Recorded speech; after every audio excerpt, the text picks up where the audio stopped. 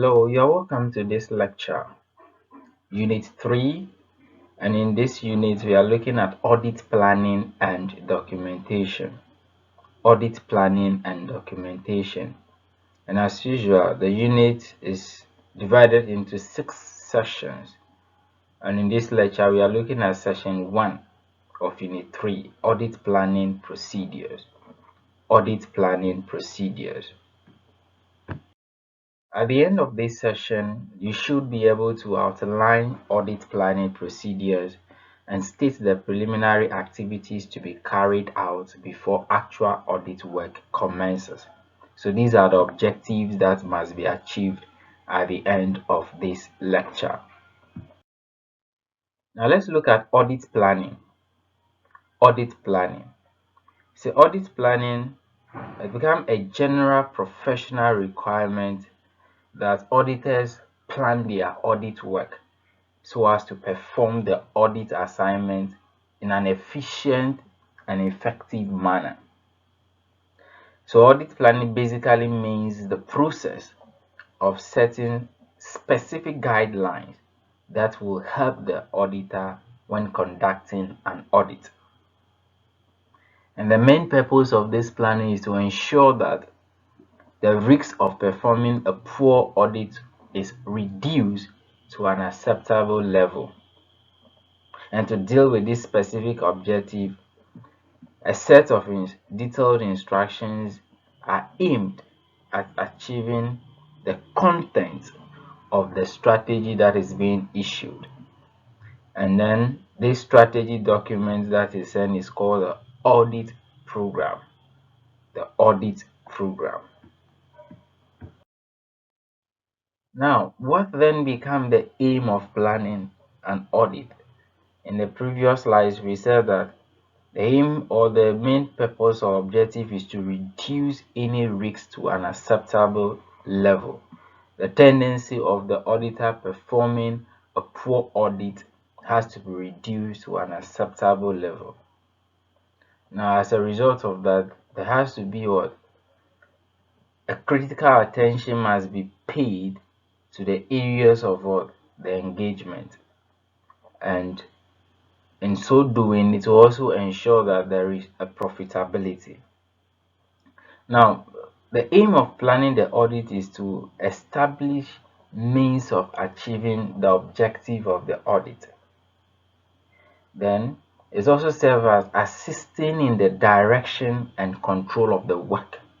So if you're able to plan well, it tells you the next step to do and how you go about it.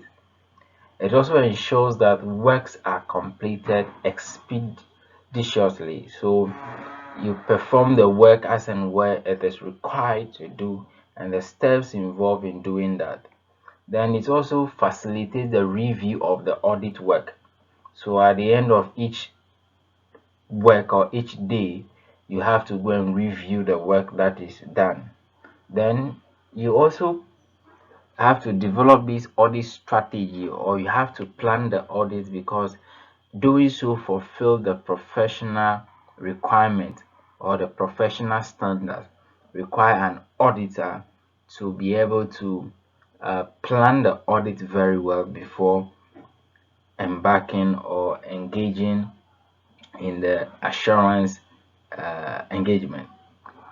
Now, one other aim of audit planning or planning an audit is to promote efficiency and monitoring.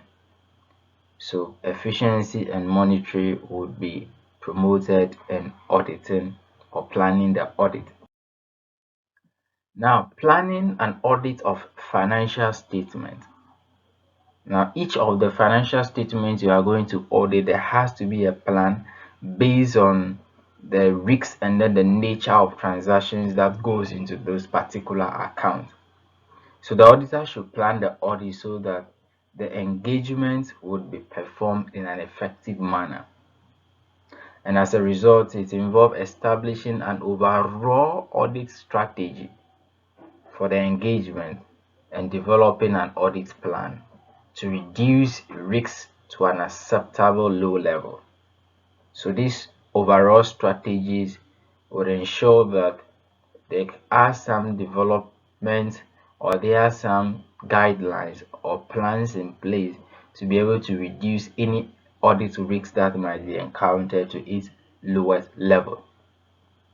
Now, it also ensures that, or one other reason why you have to plan the audit is that it makes you gather a pool of knowledge from the experience of other engagement partners as you come to share the insights, and these insights and experience that are being shared will enhance the effectiveness and then the efficiency of the planning process. And this also help the auditor in auditing the financial statement. Now let's look at the preliminary engagement activities. The preliminary engagement activities. Now, auditors have to perform or procedures regarding the continuance of the client relationship and the specific audit engagement. So they have to now evaluate compliance with the ethical requirements, including independence, and also to establish an understanding of the terms of the engagement. Now, the main purpose of performing these preliminary engagement activities is to help ensure that the auditor has considered any event or circumstances that may adversely affect the auditor's ability to plan and perform the audit engagement so as to reduce audit risks to an acceptably low level. So you're able to perform these preliminary engagement activities would ensure that you consider certain stuff, those that are going to result in risks and co. You find ways and how you approach that transaction to be able to reduce the risk to an acceptable low level. Now, we've been saying audit strategy, audit strategy. What then is the audit strategy? Now, the overall audit strategy sets the scope, the timing, and direction of the audit and guides the development of the more detailed on the audit plan.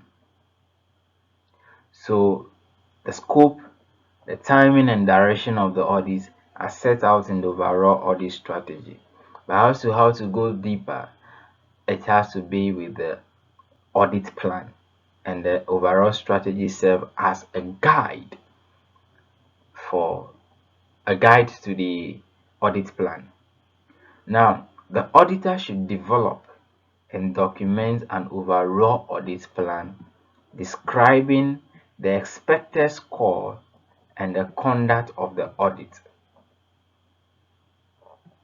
Now, the matters the auditor may consider in establishing an overall audit strategy are: one, it has to look at the characteristics of the engagement. You have to look at the reporting objectives, timing of the audit, and nature of communication. Significant factors that are the preliminary engagement activities and knowledge gained on other engagements must also be established. Then the nature, timing, and extent of resources must also be outlined. These are certain matters that are considered in establishing the overall audit strategy. Now let's come to the audit plan. The audit plan. Now, the audit plan converts the audit strategy into a more detailed plan and includes the nature, the timing, and extent of audit procedures to be performed by the engagement team members in order to obtain sufficient, appropriate audit evidence to reduce audit risks to an acceptably low level. So he said The audit plan is more detailed than the audit strategy. Now, in doing this or in the plan, a description of the nature, the timing, and extent of planned risk assessment procedures are considered. In a plan also, you have a description of the nature, the timing, and extent of planned further audit procedures at the ascension level are also considered. Then we have other planned audit procedures required to be carried out for the engagement to comply with ISAs. So these are some of the things that must be considered when it comes to the audit plan, things that has to go into the plan. Now, the planning of these procedures occur over the course of the audit as the audit plan develops. So you keep on planning till you are done. It's just like applying the uh, professional skepticism, having a questioning mind with this one. So you have to ensure that um, the audit is carried out or the planning follows as and when the audit plan develops. So you follow that same procedure.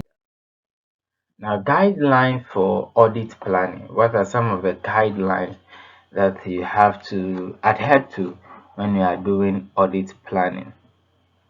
Now, to ensure that an audit plan meets its intended purpose, the following should be carried out.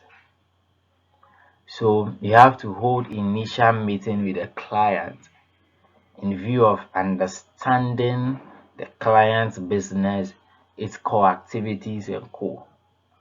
Then you have to also review the previous audit files.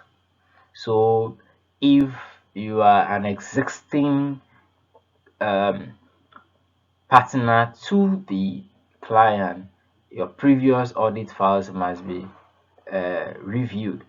And then if it happens to be that there is an external auditor that has been changed, that document must also be made available for it to be reviewed. Then review interim account. So a quarterly account, semi-annual accounts and co that are prepared, they must also be reviewed to see whether they comply with the relevant standard. Then there has to be an agreed timetable with the client that I'm starting the work this time, is taking this number of period, so that any inconvenience that will be created within those time can be partnered. Then one other factor is that there has to be agreed significant date with the client. So you have to agree some significant date with the client. For example, when you are going to do stock taking, you are going to confirm certain letters. All these must be confirmed, must be agreed with the client at the end of the process. Now, in the previous two slides, I think so, I made mention of audit program.